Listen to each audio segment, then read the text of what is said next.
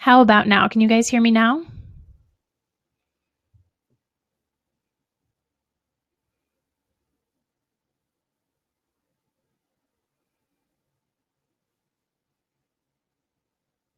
All right, yay, awesome. Okay. All right, thank you so much for your patience. That's never happened before. I'm not sure what the deal was. Hubby to the rescue. I'm on his computer now, so hopefully I can figure out how to use it. But thank you so much for your patience. Thanks for hanging in there with me. We are going to go ahead and dive right in. I know some of you are introducing yourselves already, which is awesome. If you haven't introduced yourself yet, just go ahead and let us know where you teach and what grade level you teach.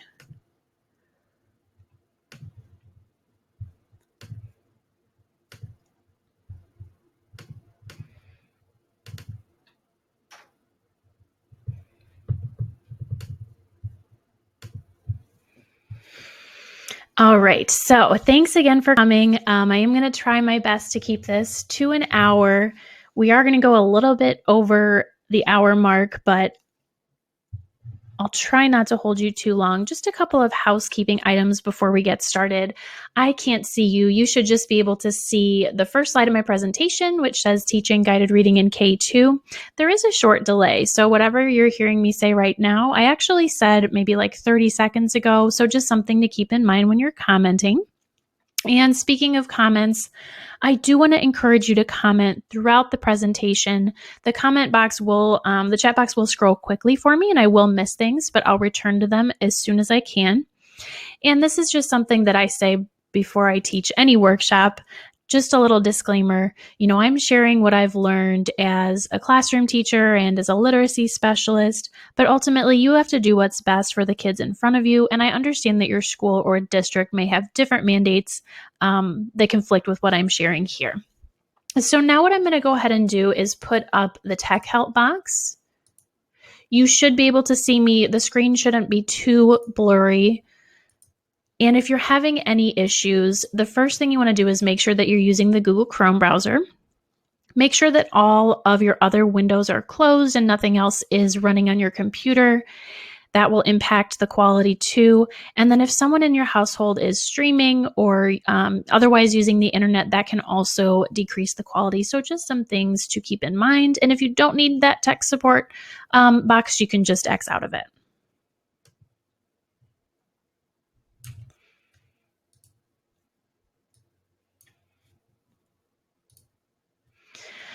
All right, so a little bit about me. I started out teaching pre-K in the public schools, and I spent several years teaching kindergarten, and then I moved up to first and second before becoming a literacy specialist. This is my husband, Jonathan, who saved our workshop and got me all set up on his computer.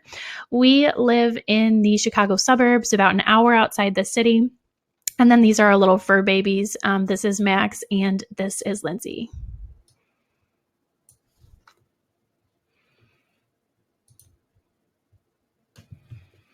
So now let's talk about you. On a scale of 1 to 3, how comfortable do you feel right now when you're teaching guided reading? Go ahead and type your number into the chat box.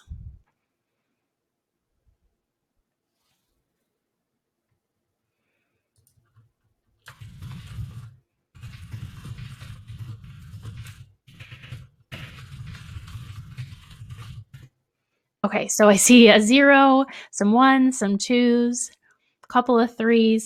So if you're at a 0 or a 1, I hope that this presentation will help you feel more prepared to teach guided reading in the future. And then if you're at a 3, I hope that it will give you some new ideas to make your guided reading groups even better. So here's what's on our agenda. We're going to start out by just really briefly defining guided reading to make sure that we're all on the same page. I'll share the 5 components that I include in the majority of my guided reading lessons. I'll share a little bit about how I do grouping and scheduling, how I beat the time crunch, and also some tips for getting and staying organized. At the very end, I'm going to share some information with you about the guided reading resources that I created and that I use. And then at the very end, that's when I'll be sharing the freebie. And the reason why I won't be putting the freebie link up before then is because Like I said earlier, if you have other windows open or anything like that, it can make the screen look fuzzy. And just, I want you to get the most that you can out of this presentation. So that's why we try to keep all of the other windows closed. Oh, and then also I am going to stop after every section to answer questions. And then at the very end, I will go back, and I know that I will miss things. And sometimes, unfortunately, the chat box pushes it down and I can't get back to your question. So if you notice that a lot of time has passed and I haven't answered your question, feel free to just ask it again so it gets pushed up to the top, and I can get to it at the very end at least.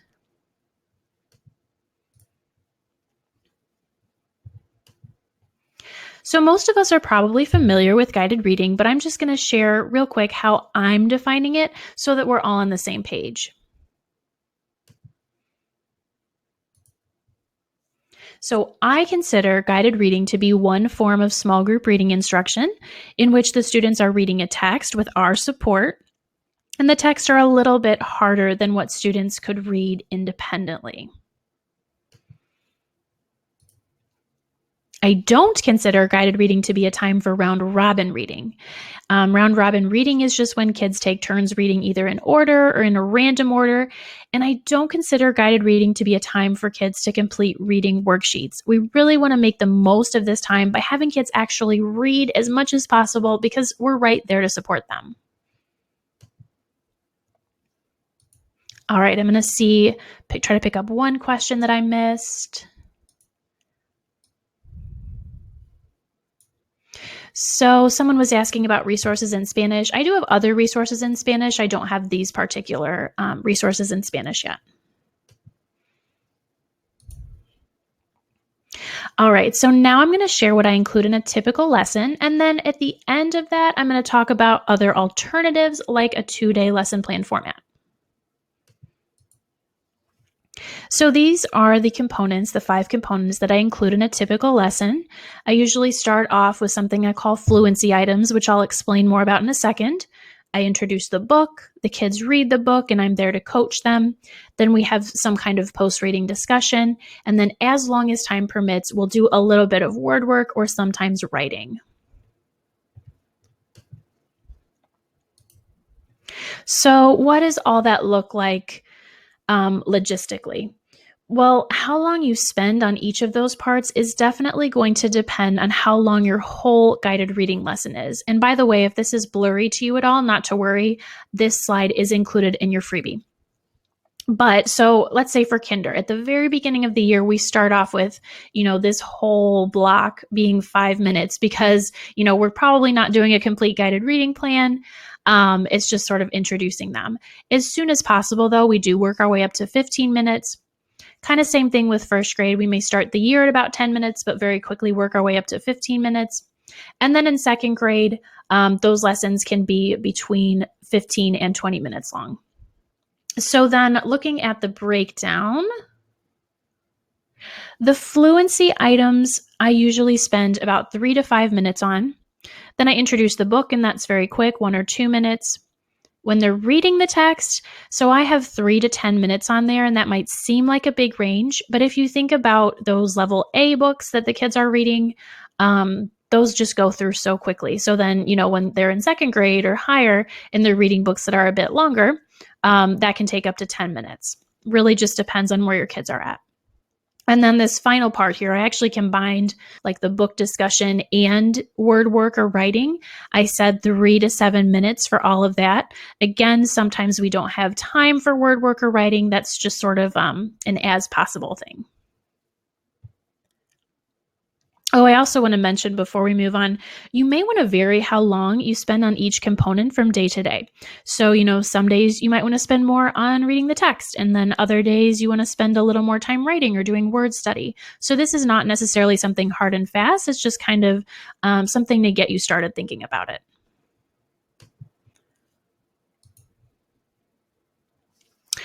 All right, so the first thing I do during our guided reading lesson is something I call fluency items.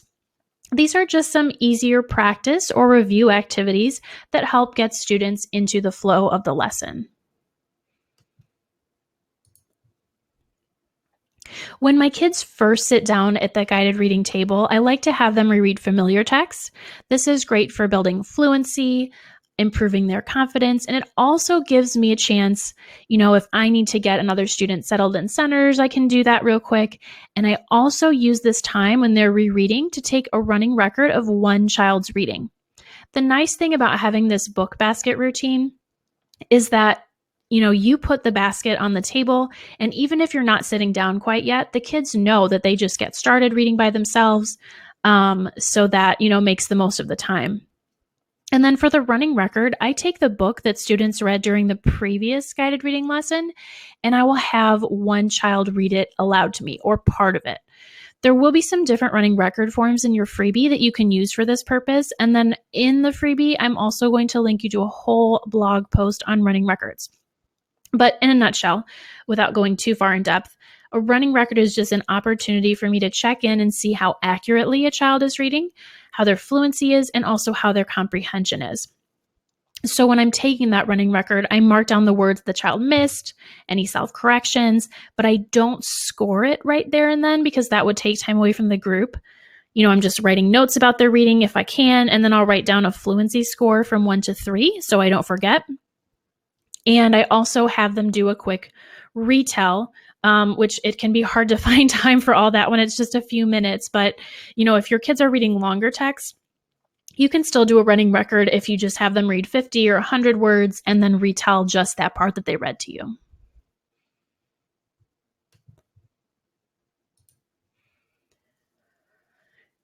So after I finish the running record, we may do a couple of sight word flashcards or letter sound flashcards, but I have to remind myself that we don't need to get through, like a whole stack or anything, because I don't spend more than 5 or 6 minutes on, the whole thing. And that includes the familiar reading and running record. That's all included in the fluency items.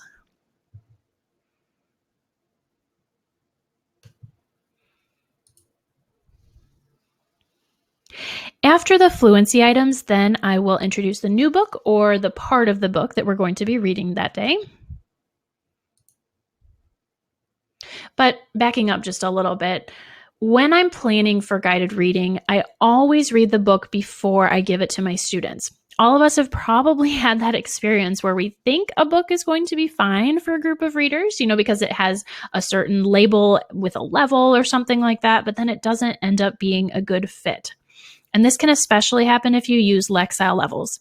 That leveling system can sometimes be misleading just because books that are conceptually very, challenging for kids to understand can show up as being a low level because sometimes the actual text itself is not that complex.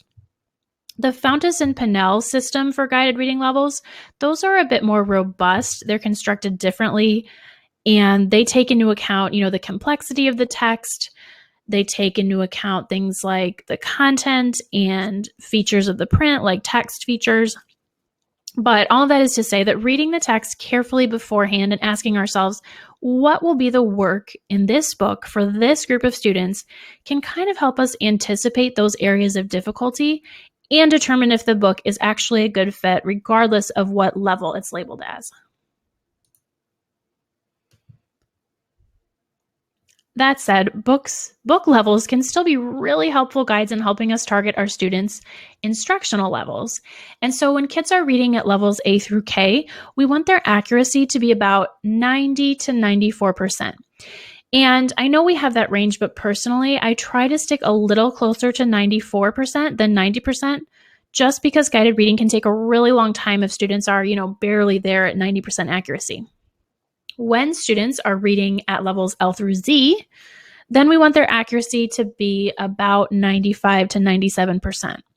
So to check and make sure that the book is a good level, like I said before, I usually take that running record during the following lesson. So technically that's a second read.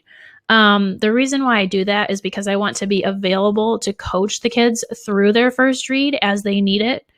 So that's why I don't do it on the first read. However, if I feel like, I'm not sure that I'm picking the right level of text for this, group of kids or a particular student in the group, then I will occasionally take a running record on that first or cold read to make sure that I'm really, in these zones that I want to be in.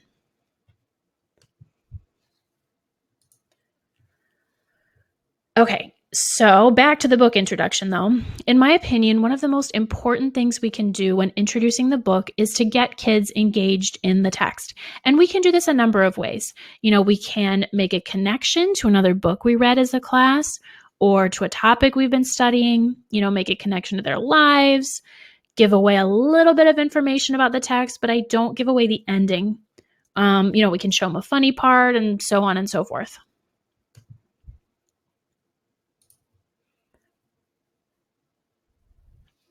During the book introduction, we can also engage the kids by asking them a question about the topic, but then we have to kind of, limit the conversation and kind of reel them in so it doesn't go on forever. And I also like to get the kids actually using some of the words from the text, especially if I know they may get really stuck on a particular word or phrase. But when I'm working with ELLs or students who are reading, those pattern level A books, but still need lots of support, I really want to focus on language beforehand. So I might have them use a sentence starter to orally practice some of the text structure before we start reading. So for example, if we are reading a book that says, I like apples, I like bananas, then before we start reading, I'll ask something like, what fruit do you like? And then I'll have them each answer and I'll have them use the sentence starter. So even before they read the book, they'll have said, I like, blank. And the words are kind of in their mouths already before they even open the text.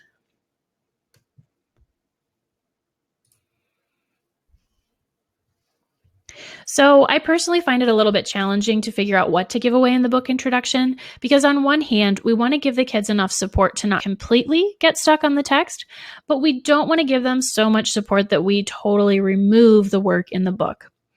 I might show a couple of the pictures, but typically I don't do a complete picture walk. I found that it's just not necessary and it kind of takes too long. And then the other problem with doing a really lengthy picture walk is that the kids don't care so much about reading the book because they've already seen, all of the pages. And like I said before, I try really hard not to give away the ending at all. If there are some words that I know are going to really trip students up, I might show them one or two in the text. So what that would sound like was, I would pass the books out and say, okay, on page 4, turn to page 4, boys and girls, the little girl finds a shovel. Can you put your finger under the word shovel? So then they have to, find the word, then we read it together, maybe look for it in the picture. But I definitely do not do this for all the tricky words, maybe one or two tops. And depending on your kids and the text, it may not be necessary to do this at all. If you choose to do this, you still want to leave some words that are going to be a little tricky for your students in the book because, again, we don't want to remove all the work for them.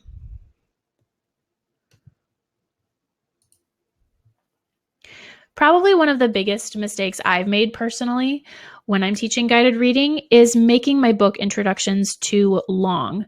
So, I'd tell the kids a little about the text, we would discuss it, and then we'd talk about a reading strategy they could use as they read. And this was just too much. So what I did was I shortened it so that I just tell a little bit about the text. We might have a very brief discussion, and then we get right into the book. Otherwise, what happened was I was getting these kind of glazed over looks from my kids before we even started reading. So that just wasn't good for engagement. I was giving them too much at once. That's why I trimmed it down to we just talk a little bit about the text and then we get going. If I do pre-teach a vocabulary word when I'm introducing the text, which I don't always do, I'll just outright tell the kids what the word means. I don't want to have them guess or tell me what they think it means already because that just takes too long. So I'll tell them what it means, maybe show it in the text, and then we move on.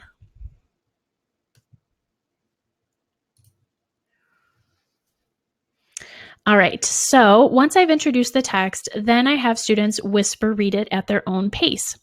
They're not taking turns reading it, and they're not all reading it at the same time. At about level I start having my kids read silently, and then what I'll do is, I want to listen to them read, so I'll teach them, if I gently tap the table right in front of you, then I'd like you to just, continue reading wherever you are, but read out loud so that I can hear you.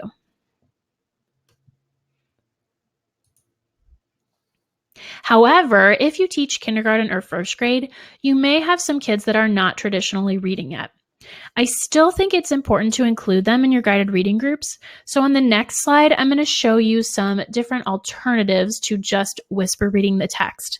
And really what I'm going to show you, you can use with students at any level whenever you want them to read a text that's above their level. So let's say you have some, readers that are reading below grade level, but you want to give them that practice that they need in grade level text. You can use one of the strategies I'm about to show you.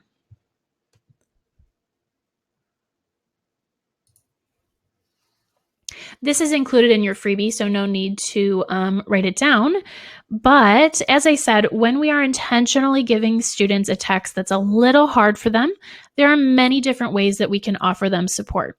So this goes from greatest amount of support to least amount of support. So we start here with the most support. And the most amount of support that we can give would be something called an echo read. In an echo read, I pass out the text. I read page 1 out loud to them, and then they all read page 1 together at the same time. Then we go to page 2, I read it aloud, they all read it together. So we go through the entire book this way. And then after we're done, I say, okay, now it's your turn. So they know to, close their books, and then they whisper read the text, but individually this time. A little bit less support would be a choral read. And a choral read would just be where, again, I pass out all the books, but we read the book together at the same time. Again, when we're done, they close their books and they start over, this time doing a whisper read. A little bit less support would be a teacher pre-read. So this is honestly just very similar to a read aloud, but less discussion. In this case, you would not pass out the books. You would just take your copy, read it out loud to them, and then you would pass out the copies of the books for them, and they would do a whisper read. And then ultimately, of course, our goal is for our kids to be whisper reading or silently reading the majority of texts we give them at their own pace. These are helpful supports, but we don't want to over-rely on them. They can be useful tools, though, when we're working with, pre-readers at like level AA, or when we want to give students practice with grade level texts that would otherwise be too challenging for them. I also find personally that I tend to use these strategies with ELLs, but I may reverse it. So with ELLs, I may have them, attempt to whisper read at first, but then we go back and we might do, a choral read or an echo read to make sure that they really, their accuracy was there and we can talk more about the words. All right, so when kids are reading the text, our role is to act as a coach. And when I think about my role when students are reading the new text, I think about my own tennis coach from when I played tennis in high school. And so a lot of what my coach did was asking me questions like, did you notice the wind? How do you need to adjust your swing? And once in a while, she would tell me exactly what to do, especially if I was, really losing a match or something. But most of the time, my coach was wanting me to figure out what I needed to do on my own. Because if you've ever seen a high school tennis match, then you know that all the players are playing, or most of them are playing at the same time on multiple different courts. And, she wasn't there at the fence to coach me all the time. She was rotating between matches. And so this really reminds me of what we have to do with our readers during guided reading. Just like my coach did, we need to ask the right questions and we need to give our kids enough support, but at the same time, we don't want to make them dependent upon us.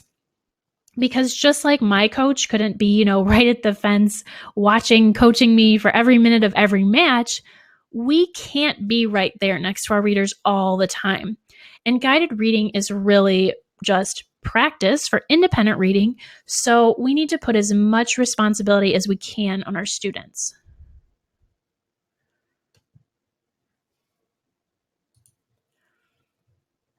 All right, so here are some prompts that we can give students as we're coaching them, things we can say to them. These are all in your freebie, by the way, so no need to write them down. We can say, what could you do to figure out that word? What are you thinking? Why did you stop? How could you solve this problem? What strategy are you going to use? And you'll notice that these are all pretty general and they're all questions. We're not always going to use one of these questions. Sometimes we will just tell the child something. We might flat out tell them what the word is, or we could say, look for a part of that word that you know, or could this word be butterfly? or banana. What we have to learn to do is really be able to assess the situation quickly and figure out, can we ask a coaching question, which is ideal, but sometimes we just need to give them a support and move on.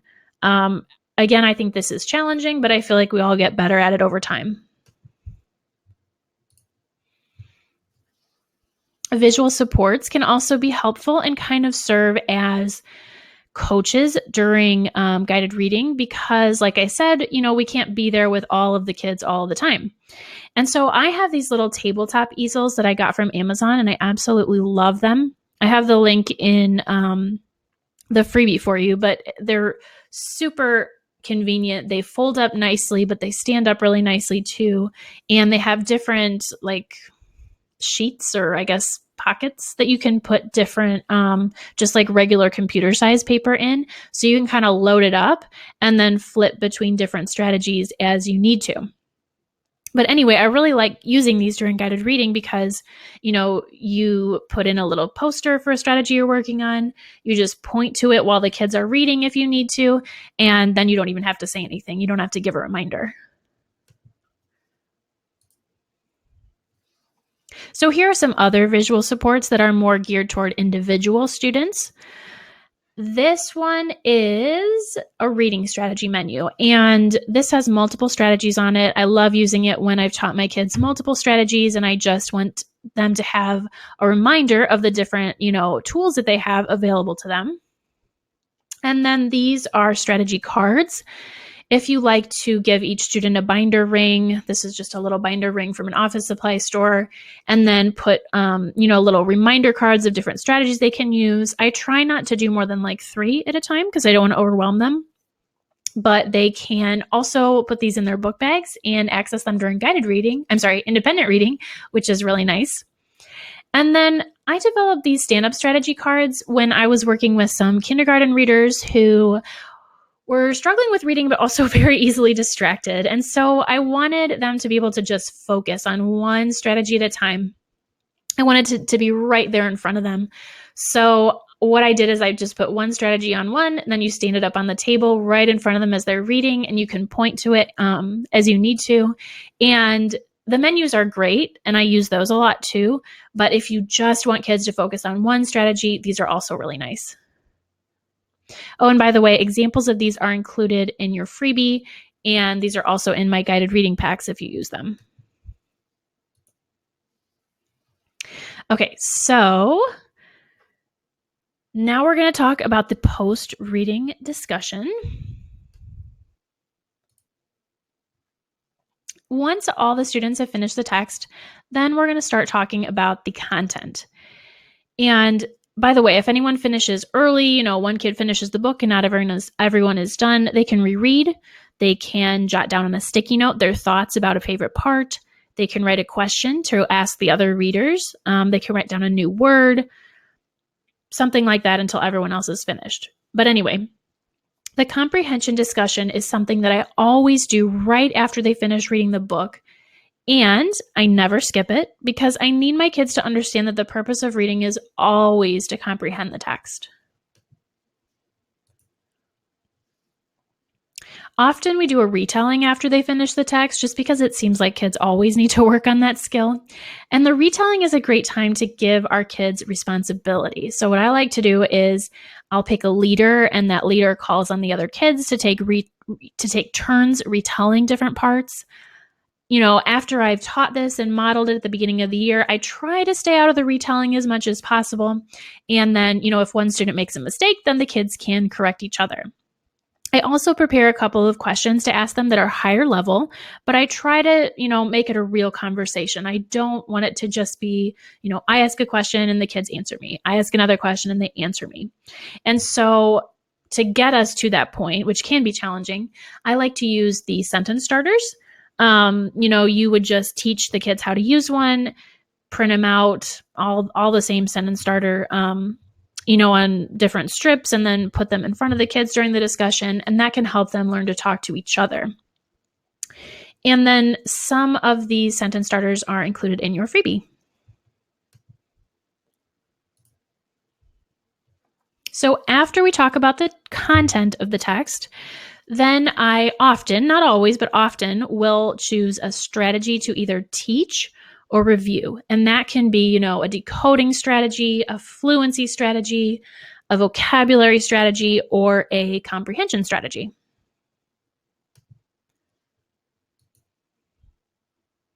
So ideally, whatever strategy I choose, it's something that either A, I notice just like one student may be using during their read of a new book, of that new book that we just read, or B, a strategy that the kids didn't use, but something they would have benefited from, something that could have helped them solve a tricky word in the text. And so in either of those cases, what I would do is I would refer back to the text that the kids were just reading, and I would say, I noticed that when Riley was reading, he got to the word gumball. He broke up that compound word into its parts, gumball. Breaking up a longer word into smaller parts can help you read the word. However, sometimes I do, pre-plan a strategy if I know that, skip it and come back to it is going to be very helpful to them in this text. Then I decide beforehand that that's what we're going to talk about. And when I want to teach a strategy or do some heavy review, what I would do is I would, pick a part of the text to model it. And then I would typically use one of those strategy visuals like this one to support our discussion around that strategy.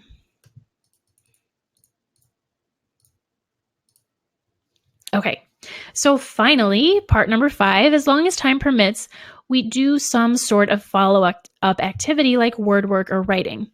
And again, I said this before, we don't always have time for this part, and I don't beat myself up when we don't get to it, because typically these are skills that I also cover during another part of the day. I have a separate writing workshop, and then I have separate time for word study. It is nice if you can fit in some practice here while you have the kids in small group, but we all know time is precious and it's just not always possible. So first of all, I do want to mention that although students' guided reading levels usually correspond with their development in word and phonics knowledge, they don't always match. So I remember at the beginning of the year, I started working with a little guy who was reading at like a level C, but his word study knowledge was actually comparable to students who are reading at level F or G. So occasionally you'll have a situation where a student has different needs than the rest of their group for word study, but a lot of the time they will be pretty similar. Just something to keep in mind.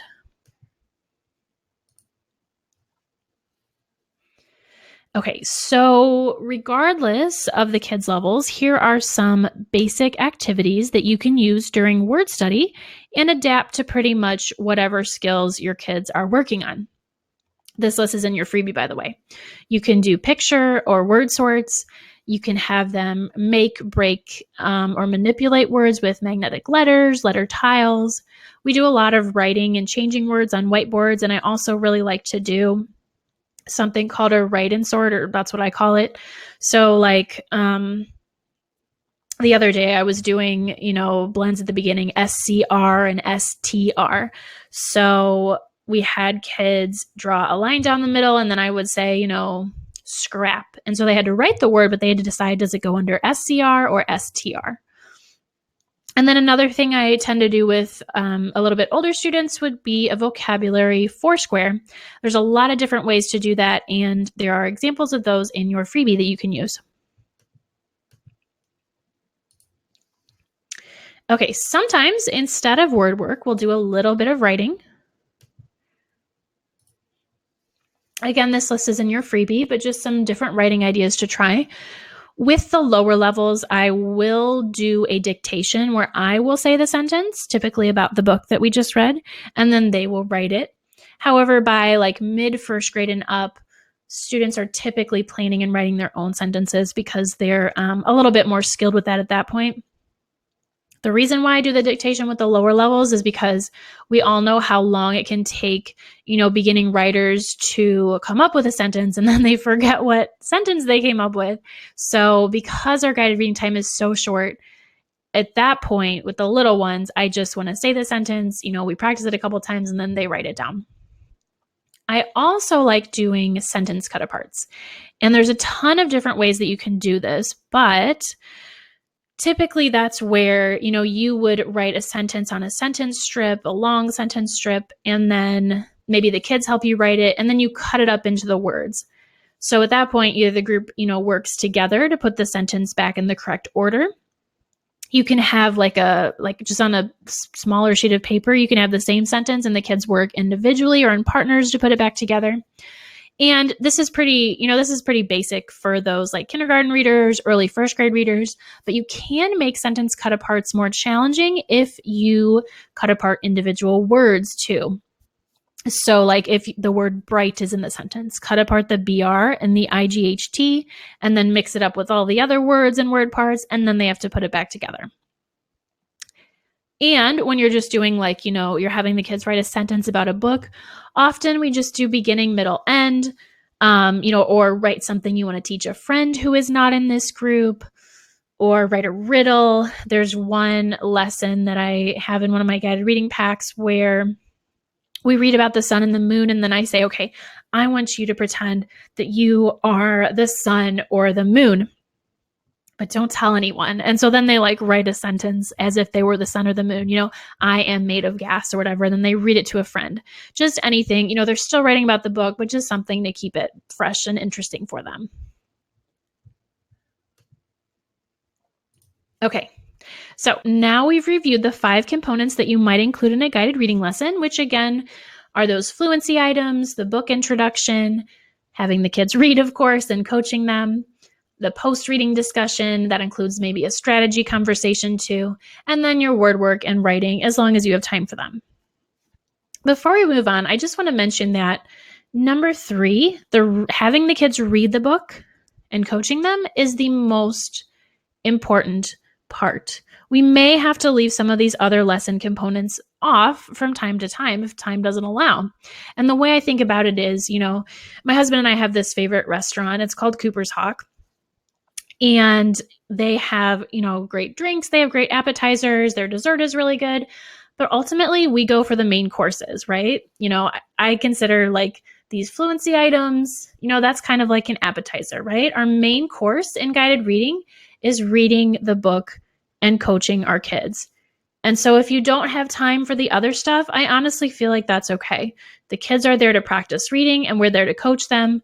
And so that's what most of our guided reading lessons need to be.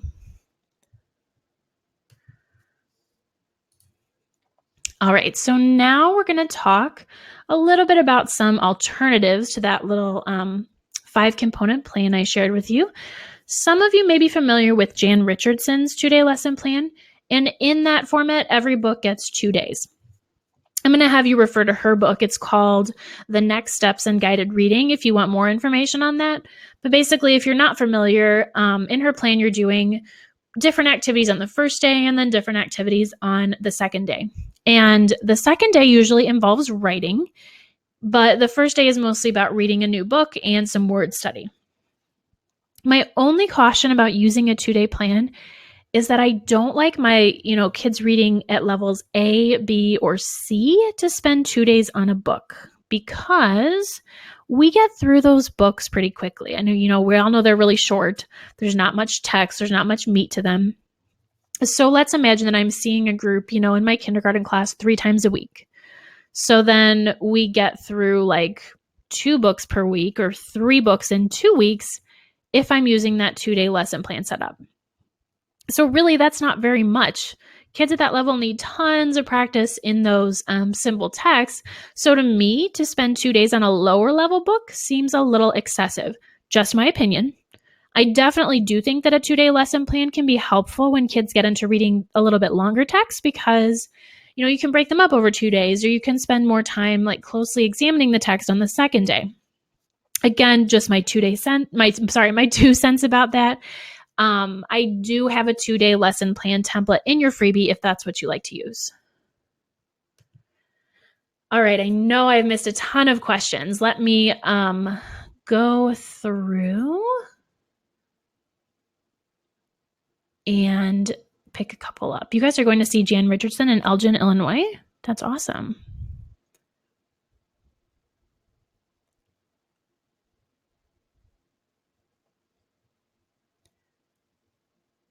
Okay, Melissa, that question is to be answered in future workshops, so keep an eye out for that.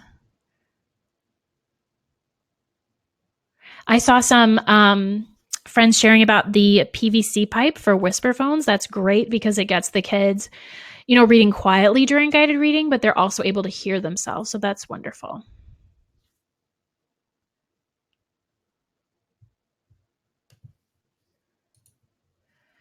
All right. So again, if you do have other questions, you can put them back up at the end and I'll try to get to as many as possible. But I do want to keep going since we had to start a little bit late. So grouping and scheduling.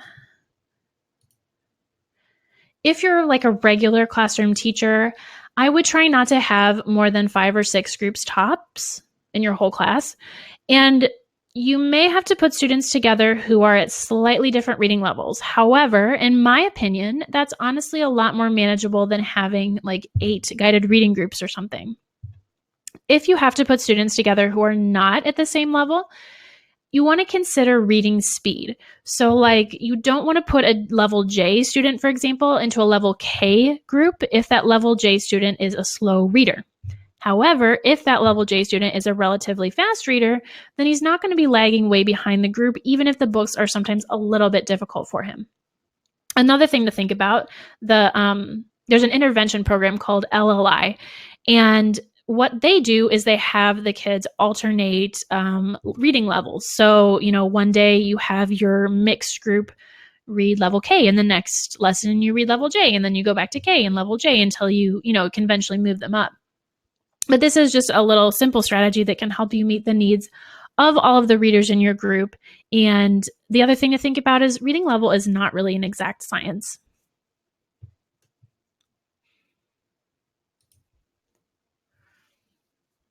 So generally speaking, your group should be 6 students or fewer. And then in kindergarten, I like to have 4 or 5 students or fewer in a group whenever possible, just because their little attention spans are a little bit more limited. And my lower groups typically have fewer students in them, so I can provide that more individualized instruction. Generally speaking, I would say that students should not be in a guided reading group of 1. That's not a true guided reading group.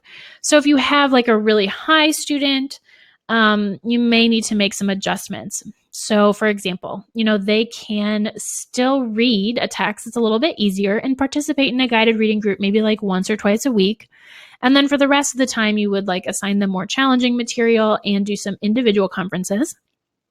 And then another option that works for a lot of teachers is, if you have one of those really high students, you can have them go to a different classroom for guided reading. That can be a classroom at your same grade level, with other higher students, or it can be a teacher in the grade level above, depending on how your scheduling works out.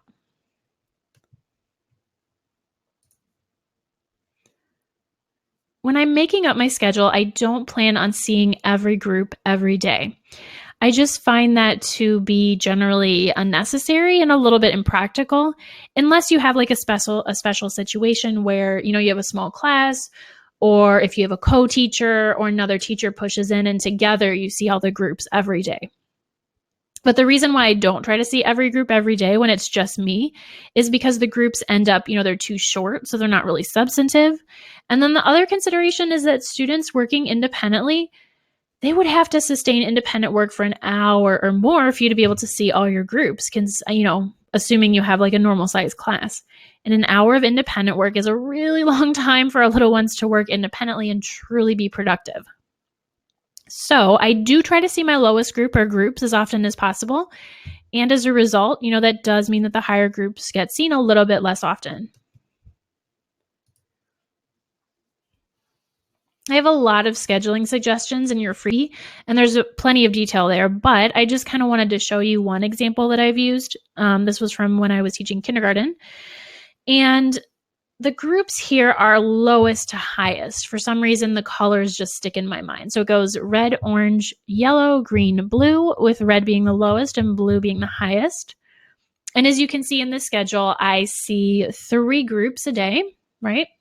And then I see the red group most often and the blue group the least often. And again, there's tons of options in your freebie, tons of different suggestions.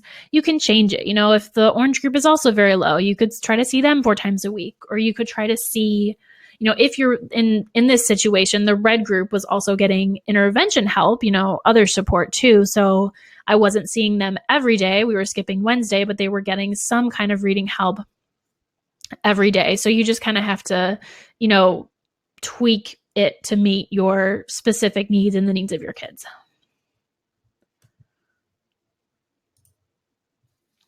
All right. So to be completely honest, I've often felt super rushed and really stressed out during guided reading. There's so much I want to fit in, and there never seems to be enough time to finish what I've planned. So now I'm going to share some strategies that have worked for me in terms of beating the guided reading time crunch. So just because you can cram tons of activities into guided reading doesn't mean you should. You're not going to be able to get, writing and word study and a really good reading of a text into all of your lessons. So you want to consider your schedule as a whole whenever you're thinking about what you want to cover or fit into guided reading, because, maybe you have a separate word study block. And then during that time, kids can meet with you and just focus on word study. Or, you see small groups during writing time. The extras absolutely do not have to all fit into guided reading, because the ultimate goal of guided reading is for kids to get support reading instructional level text. So if you can't fit the other stuff in all the time, that's okay. I think that's totally normal. Do a little here or there and don't stress about it. So a timer is super helpful in fitting more of what you want into your lessons. A timer is great for just getting me to stop talking and to really, focus on getting the kids reading. And this is the timer that I use. I just got it on Amazon. I think I searched for kitchen timer. I love that it has a big display so I can see it really easily. And then it has big buttons too, which is nice. If your lessons are taking too long because your kids are reading the text too slowly, the first thing I would double check is just if the text is really instructional level for your students. What you can do is take a running record of an average student in the group during a cold read of a new text. And then if their accuracy is below, 90% for those level, A through K readers, and then L through Z, if it's below 95%, then the text is probably too hard and you're going to need to adjust the text level. Another thing to consider is the length of the text.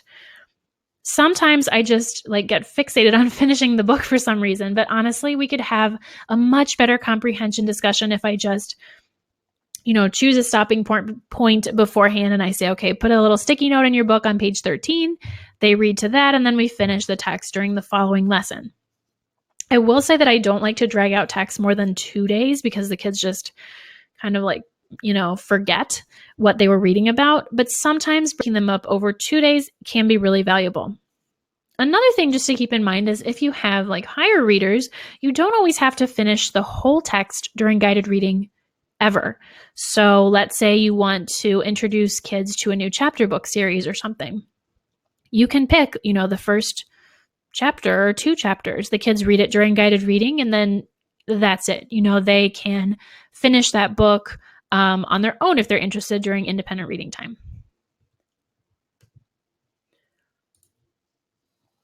So last but not least, a lot of what I had to do when I was feeling rushed was just adjust my own expectations and my own thinking about guided reading.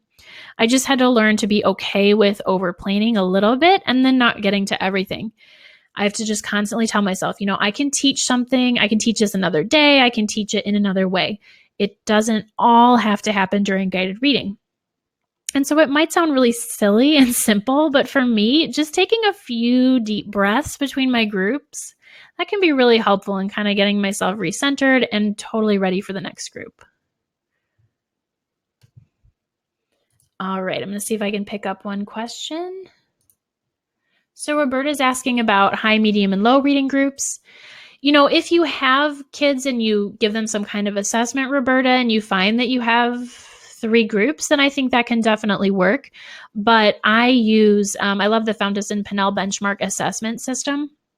And that gives me a lot of great information about, not only what reading level they are, but also reading strategies. And that helps me group them. I get information about their comprehension. So that's, the assessment that I use to make my groups. All right, so now we're going to talk just a little bit about getting organized and staying organized for guided reading. And probably the biggest thing that's helped me with making the most of guided reading time is just having all of my supplies right there at the table. So I don't even keep my guided reading plans with my other lesson plans, because if I tend to put my clipboard down and then I don't know where it is and I'm trying to search for it. So I have that separate binder. It always stays at the guided reading table so I can just get started right away. I also make sure that any of my other supplies are right there at the table. I will buy duplicates of materials just so that I don't have to run and get magnetic letters or run and get dry erase markers. Even with flashcards, if I make letter sound or, sight word flashcards, I'll make duplicates. So, each group has their own set. So I'm not trying to, search and pull different cards from things. This is how I have started organizing my materials. I have this day-to-day binder, and that's where the plans go that we're, going to do Monday, Tuesday, Wednesday, Thursday, Friday. But then I have these guided reading masters binders with materials for my guided reading packs. And the reason why I like having this all in one binder, or binders, I actually have several of them because I work with multiple levels, is because if I need to go to the copier or I need to plan, I have them all tabbed out. I just go right to the level and I have all my resources in one place. So I use this 2-binder system to have something that I use, right in front of me when I'm teaching, and then these to have all of my masters and resources in one place. I found these little zip pouches on Amazon. Again, a link is in your freebie. Love Amazon. But so I like having these in my binder just so that the loose pieces are right there. And then I also have a basket for each group that will have, the other books that we've read recently. It'll have the new text, which I have to pull out so they don't read it during the, those familiar reads at the beginning. And then if there's any other materials that don't fit in my binder, that's where I put them. So I clearly shop on Amazon too much, but these are 2 other things from Amazon that I absolutely love. This is just a stand-up pocket chart. It's 2-sided. It's made by Learning Resources. This, I believe, is also made by Learning Resources. This is a magnetic whiteboard, and then the other side is a felt board if you ever need that. But you can also put your stuff underneath here too. But it's great because, I used to just hold up a whiteboard, just a, a regular small whiteboard. But this is so nice for making sure that kids can really see what you're doing and demonstrating. This is a dish drying rack. And I saw this idea on Pinterest multiple years ago, but I love this because you can put your whiteboards standing up in here. I just stuck one in here for the photo, but you can fit I don't know, I probably have had 7, 8 in here at once. And then you put your markers and any erasers in this little, the silverware part. And I use baby socks for erasers. The kids think that's hilarious, but they make really nice, just small, inexpensive ways for the kids to erase. And then last but not least, I also found this scissors caddy on Amazon, but I don't use it for scissors. I use it for different writing utensils. We'll have pencils, markers, highlighters, stuff like that. Because I work with struggling readers, I have to use little tricks to keep their engagement. And so getting to use a different writing utensil is, something very special to them. And works with any kids too. And the nice thing is these little cups can be removed so you can pass them out. All right.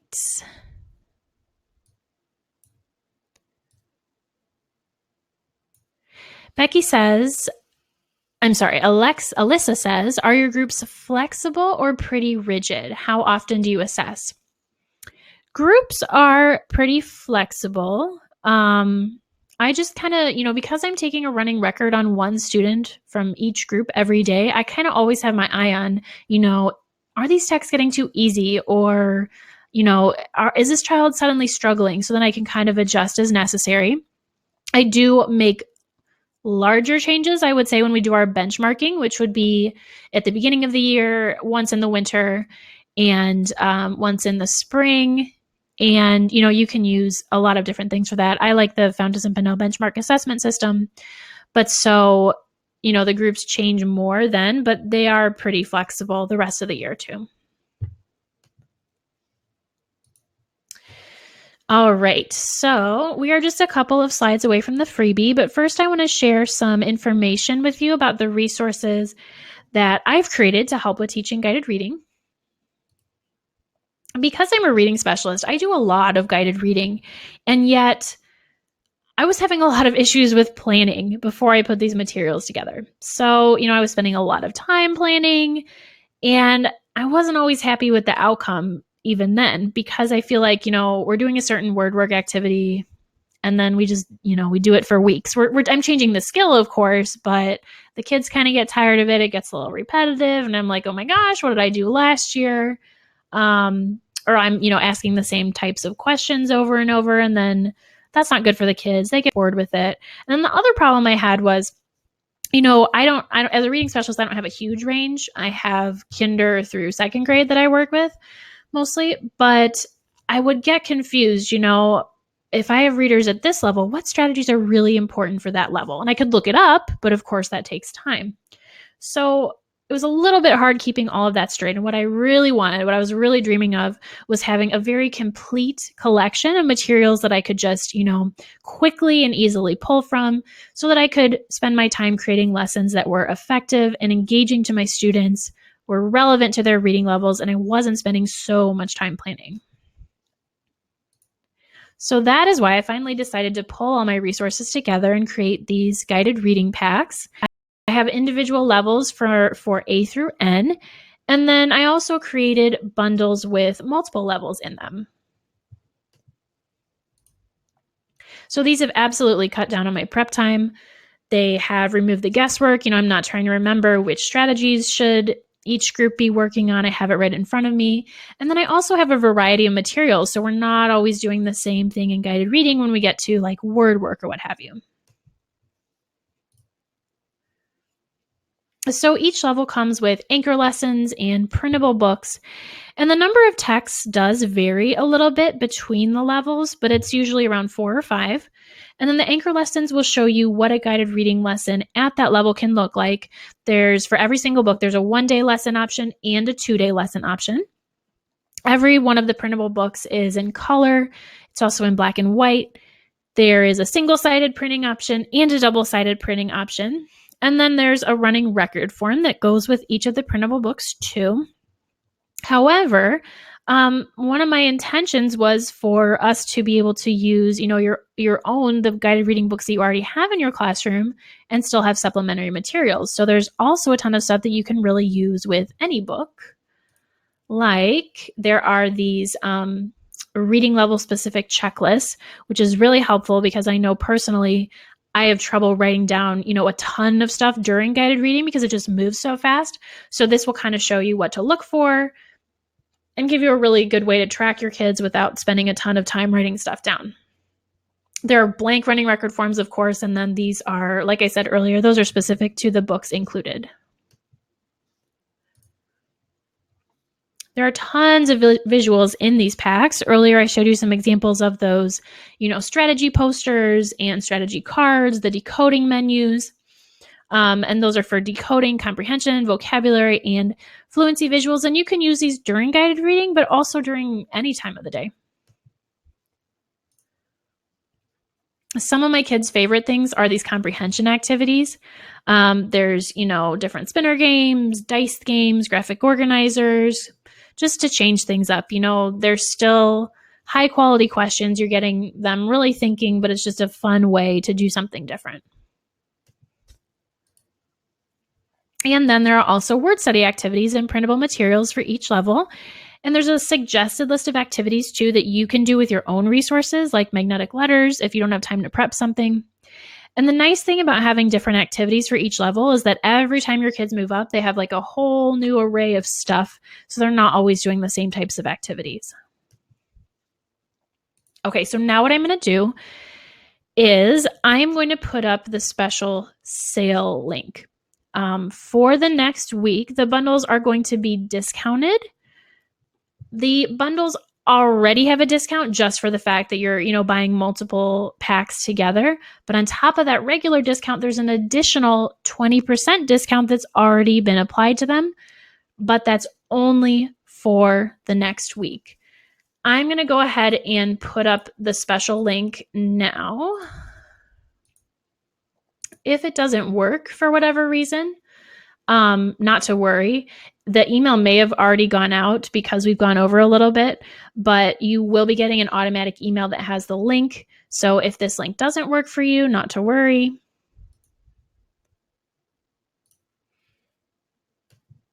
So that sale link is going to take you to something that looks like this. This is my own store, and you can click on any one of the bundles to read more about it. And from there, you will be able to click add to cart, check that you have what you want. And then there's a secure checkout system so that you can buy. And once you're done with all of that, then what's going to happen is you're going to see the link for your download so that you can download it from there. However, that download link is also going to be emailed to you, and you're going to want to save that email just so that you can get back to it in the future if you need it. All right, I'm going to take that down. Again, you're going to be getting that link in your email. That's the only link that has the discount on it. And that is just a thank you for attending the workshop. And then here is your other thank you. Just use the button to click here to get your freebie. And then, again, if it doesn't work, not to worry, there is an automatic email that you should get that has the freebie link as well.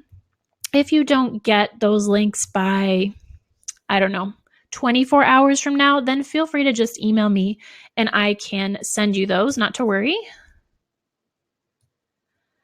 All right, so go ahead and put any questions that I haven't answered back into the chat box, and I'm going to try to pick up everything that I can. If you do have to leave us, thank you so much for being here. I really appreciate it. I hope you got some things out of this, and I appreciate your patience with the technical difficulties at the beginning of the workshop. That's never happened before, so I'm glad we got it worked out. But if you have to go, thank you so much. And if not, I would love to stay and answer any questions. Thank you, Veronica. Thank you, Laura. Okay, so Bianca's asking if the visual supports can be purchased separately. No, they're all just bundled together for clarity. They come with directions and all that stuff, so it just makes more sense to have them together. Christy, I'm so glad you love the A through N pack. That's awesome.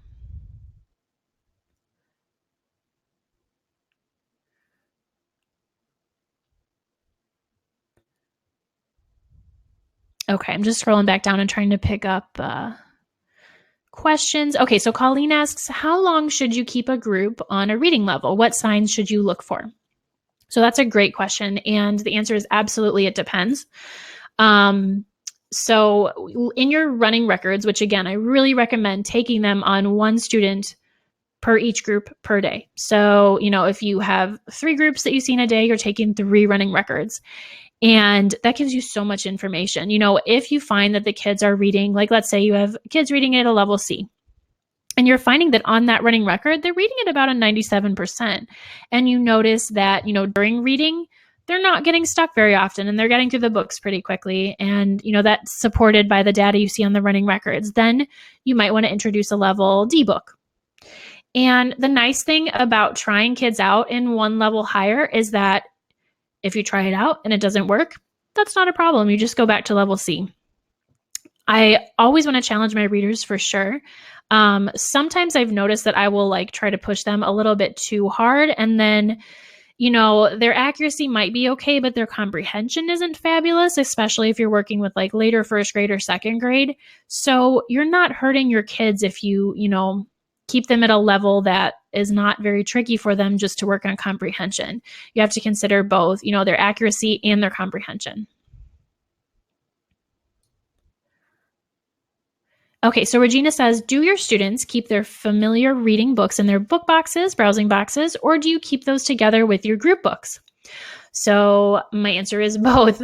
What I really like to do is I have this system where, like I said, I have those, baskets for the kids with familiar reads that I put out during guided reading. And then once they've, gone through those books or, read each of them like 2 times or whatever, then I will move that set of books and I will put it in a special colored bin in the library. So then when my kids go in our classroom library, when my kids go to pick out books, I'll say, okay, you can choose 5 from wherever, but 5 of your books have to be from your group's color in that bin.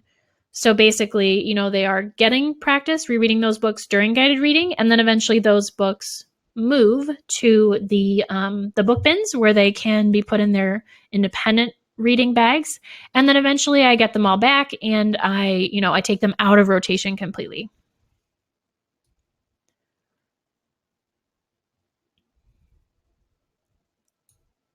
Hi, Kiana. That should be in your email. I'm glad it's helpful, Linda.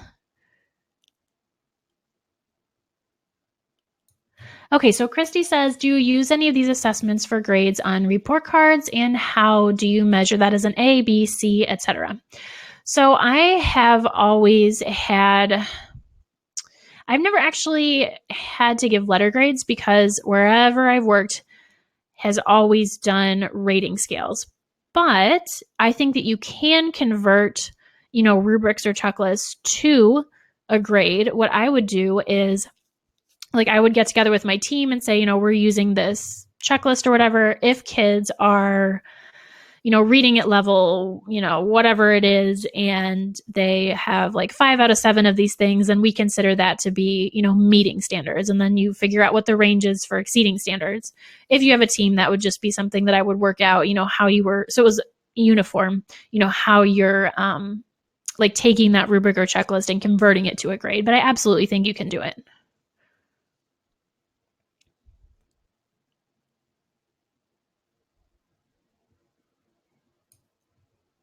Oh, it didn't, Elisa? Okay, email me and I will send you that. I'm sorry about that.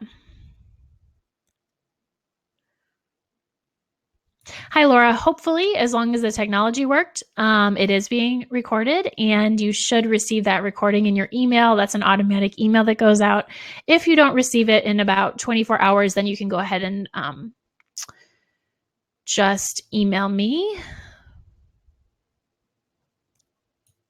Okay, so Tracy has a really good question. She asks, how do you use running records without words written on them? So I actually use running records without words written on them probably 80% of the time. And what you do, it does take a little bit of practice, but whenever a child reads a word correctly, you just write a check mark. And then if they say like bag for big, the word was big and they should have said big, but they said bag, you would write bag, and then you would write a line underneath, and then you would write big. And in your freebie, there should be a link to a blog post that I wrote about running records. And in that blog post, I believe there's some videos that you can watch to kind of get a sense of how you might do that. All right. If I missed your question, please feel free to email me. You can just do that by responding to any of the reminder emails that you got sent. Otherwise, we're going to go ahead and wrap things up. Again, thank you so much for being here. Thank you for your patience with the tech issues. And let me know if you have any questions via email.